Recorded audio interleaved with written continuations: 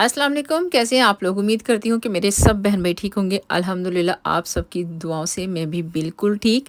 तो आज आपके साथ अपनी फुल डे रूटीन शेयर करने जा रही हूँ। उससे पहले मैं आप लोगों को बता दूँ कि आप लोगों के पैगामात जिन्होंने कहा था दुआ के लिए, क्योंकि हस्बैंड गए हुए हैं उम्रे पे, तो मैंने आप लोगों का पैगाम जो है उन तक पहुँचा दिया था। इंशाल्लाह वो कह रहे थे कि मैं नाम तो नहीं ले सकता, लेकिन जिसने भी कहा है कोशिश ज़रूर करूँगा दुआ करने के लिए, और अल्लाह ताला से दुआ है कि उनकी हर नेक दुआ कबूल हो और आप लोगों की भी, और साथ में जो वहाँ पे जाना चाह रहे हैं अल्लाह ताला उनकी भी ख्वाहिश को पूरा करे और वो भी जाएँ अल्लाह ताला के दर पे और अपनी दिल की खुशी को पूरा करें।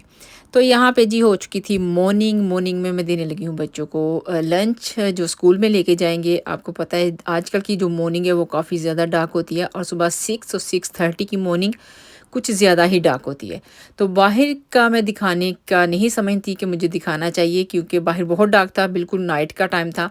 हम ज़ैन जो है वो सुबह जल्दी निकल जाता है, वो बस पकड़ता है तो उसको स्कूल दूर है, इसलिए उसको मैं सबसे पहले उसी को फ़ारग करती हूँ। उसके बाद हमज़ा और फ़ातिमा और ज़ैनब की बारी होती है, क्योंकि ये बच्चे जो हैं ये 8 के बाद जाते हैं, तकरीबन 8, 10, 8:15 पे। तो इसलिए ये देखिए ज़ैन को लेट हो रहा था बस के लिए, तो वो अपना सैंडविच भी जाता हुआ छोड़ गया, थोड़ा-सा दूध तो पी गया लेकिन छोड़ गया, और हमज़ा को यहाँ पे मैंने बना के दिया उसी के साथ ब्रेकफ़ास्ट। और मैं जब आई हूँ रूम में, तो ये जनाब टेबल से उठ के मानो को खिला रहे थे, क्योंकि आजकल इनकी हो चुकी है फ्रेंडशिप। और मैंने इसे कहा अपनी प्लेट मूव करो यहाँ से, तुम यहाँ पे बैठ के अभी तक मानो को खिला रहे हो, खुद तुमने खाया ही नहीं। क्योंकि ज़ैन के साथ ही मैंने इसका ब्रेकफ़ास्ट बनाया था और बच्चों को स्कूल के लिए रेडी किया, और फिर स्कूल छोड़ने के लिए जा रही हूँ। लास्ट वीक की वीडियो है तो उसमें सर्दी बहुत ज़्यादा, कभी सर्दी अप एंड डाउन होती रहती है। अभी पाकिस्तान में पता चला है कि बहुत ज़्यादा सर्दी है, काफ़ी ज़्यादा है, धूप आजकल निकलने लगी है। लेकिन यहाँ पे धूप तो निकलती है लेकिन असर कोई नहीं है। धूप साथ साथ साथ में बारिश, ये देखिए कितना प्यारा मौसम। और बच्चों को स्कूल छोड़ने के बाद मुझे जाना था शॉपिंग के लिए, चूँकि मैंने करनी थी, गाड़ी में नहीं जाना था, तो इसलिए वॉक करके शॉपिंग करनी थी। तो सोचा मॉर्निंग में ही विलेज का चक्कर लगा लूँ, और यहाँ पे सबसे पहले गई हूँ बैंक में, वहाँ से होने के बाद फिर मैं आई हूँ यहाँ पे सेवर्स में। मुझे यहाँ पे घर की क्लीनिंग, शैम्पू, बच्चों के लिए चाहिए थी जैसे टूथपेस्ट वगैरह, और उसके साथ ये लास्कर जो बच्चियाँ घुमा देती हैं रोज़ रोज़ बालों में पहनने के लिए, और वो लेने थे। और साथ में मुझे बाथरूम की क्लीनिंग की लेनी थी, लेकिन अभी ये मॉर्निंग में सेटिंग कर रहे थे, तो इसलिए वो तो मुझे नज़र ही नहीं आया। बड़ी नज़र लगाई तो नज़र नहीं आया, क्योंकि मुझे सुबह-सुबह पूछने का भी फ़ायदा नहीं था, क्योंकि अभी मुझे लग रहा था कि या तो फ़िनिश है या है ही नहीं इनके पास। ओके। तो यहाँ पे जी हर चीज़ अवेलेबल होती है बच्चों की। वहाँ से निकलने के बाद गई हूँ यहाँ, यहाँ ना जाऊँ तो दिन की जो शॉपिंग है ना वो फिर सारा दिन दिल में रहता है। वहाँ चली जाती तो अच्छा था, कोई चीज़, कोई फ्रूट वगैरह, कोई फ्रेश चीज़ मिल जाती है। तो यहाँ पे चूँकि होते हैं फ्रेश फ्रूट और सस्ते भी होते हैं। ये अनार मुझे नज़र आए, जिनको पाकिस्तान में कहते हैं बदाना अनार। और मेरे बहुत सारे बहन भाई को पता होगा, मैं जब भी जाती हूँ मेरे अब्बू या कॉल पे बात करें तो कहती है बदाना अनार, मतलब कि ये मीठा अनार था। मैंने ये लिया, उसके बाद मैं आई यहाँ पे आइसलैंड में। आइसलैंड से मुझे ब्रेड और दूध चाहिए था। अब छोटी-छोटी सी शॉपिंग करनी थी, तो सारी शॉपिंग में तो जाना ही था, क्योंकि एक जगह से हर चीज़ नहीं मिलती। जैसे कि क्लीनिंग की चीज़ें सेवर से ज़्यादा मिलती है, फ्रूट वहाँ से बेस्ट मिलता है, और यहाँ से दूध और ब्रेड। जो चीज़ वो जहाँ पे है वो उसी स्टोर में जाना है, लेकिन प्राइस जो है वो, अगर आप कहें कि आइसलैंड में सेल लगी हुई है या एज़डा में सेल लगी हुई है, तो मैं समझती हूँ कि सेल भी आजकल जो है वो, सेल में भी जो प्राइस है वो ऊपर है थोड़ी-थोड़ी सी। तो शॉपिंग जितनी मर्ज़ी आप लेस प्राइस पे करने की कोशिश करो, ऑफ़र में ख़रीदने की कोशिश करो, लेकिन फिर भी वो चली जाती है, पैसे जो हैं वो काफ़ी ज़्यादा बन जाते हैं। और उसके बाद मैं आई पॉन्ड स्टिचेज़ में, यहाँ पे पॉन्ड स्टिचेज़ मैंने गलत बोला है मैं यही पे क्लियर कर देती हूँ। और यहाँ पे मुझे बच्चों के लिए स्वीट्स, और साथ में हमज़ा के लिए चाहिए था। एक हमज़ा ने देखा हुआ था गिफ्ट यहाँ पे, क्योंकि हमज़ा की आ रही है बर्थडे, तो मैंने सोचा यहाँ पे घूम फिर के उसके लिए एक, उसने मुझे बताया था सरप्राइज़ गिफ्ट, तो मैंने वो ये यहाँ से लिया, और उसकी बर्थडे पे ही आपको बताऊंगी। और सर्दी चूँकि काफ़ी ज़्यादा मुझे लग रही थी, इसलिए मैं भागी घर की तरफ, और फिर मैंने कोई रिकॉर्डिंग नहीं की। और ये कि हाथ देखें ऐसे हो गए जैसे कपड़ा हो जाता है इकट्ठा, इस तरह। और आके फिर मैंने ब्रेकफ़ास्ट किया और ख़ुद को वार्म किया। तकरीबन भी आधा पौना घंटा मैं बैठी रही, फिर मैं उठी नहीं हूँ।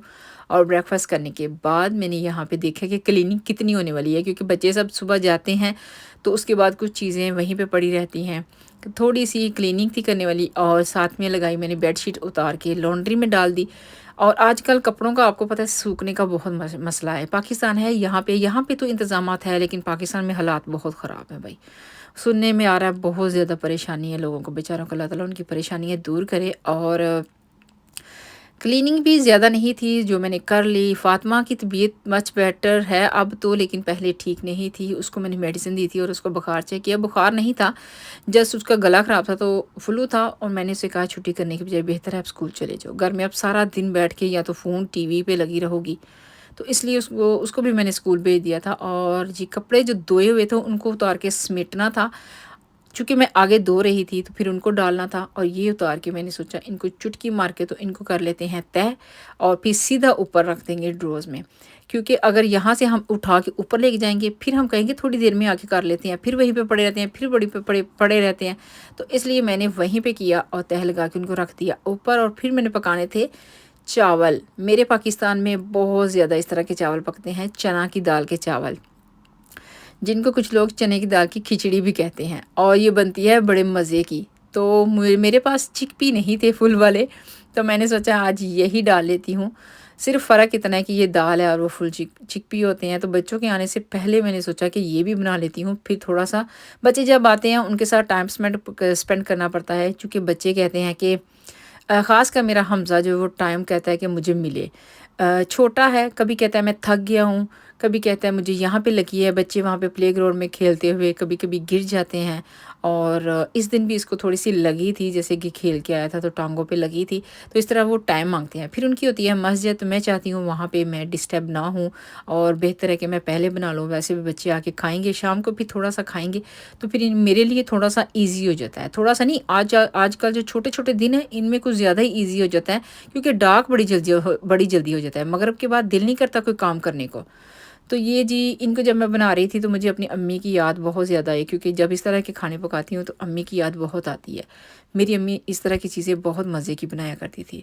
अल्लाह ताला जिनकी माएँ फ़ौत हो चुकी हैं उनको जन्नतुल फ़िरदौस में आला मकाम अता फ़रमाए। और मेरी अम्मी को भी, माँ किसी की भी हो, बच्चे छोटे हों या बड़े हों, माँ के बगैर ज़िंदगी बहुत बहुत मुश्किल है। तो बेशक हमारी फैमिली बन चुकी हैं, लेकिन जो माँ है ना वो कभी भूलती नहीं है। तो यहाँ पे चावल मेरे ऑलमोस्ट डन हो चुके थे, बड़े ही नाइस और टेस्टी पके थे।